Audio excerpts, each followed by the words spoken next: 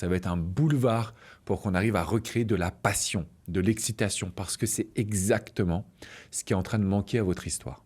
C'est pas les sentiments, les amis. Ce qui manque à votre histoire aujourd'hui, c'est toute la passion, toute l'excitation, tout le désir qui fait que votre ex se dise « c'est lui, c'est elle et personne d'autre ». Bien évidemment, au travers de mon expérience, j'ai travaillé justement sur ces notions, j'ai travaillé sur les axes qu'on peut mettre en place pour recréer cette notion d'attraction, de séduction. L'objectif prioritaire, numéro 1. Si vous me dites « j'aime toujours mon ex », moi je veux qu'on transforme ça en « je veux faire vivre un bon moment à mon ex ». Deuxième étape, je veux montrer à mon ex que je suis fier de mes changements. Je veux lui montrer que je suis fier des nouvelles actions. Je veux lui montrer que j'ai confiance à la nouvelle personne que je suis.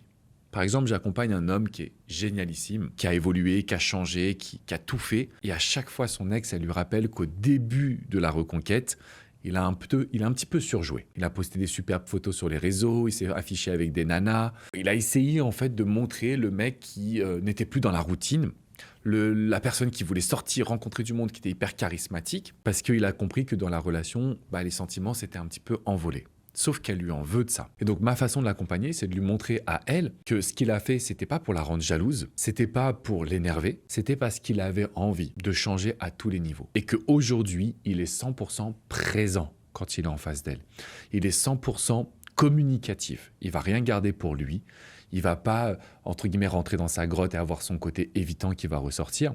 Donc il est dans une démarche réellement de passage à l'action.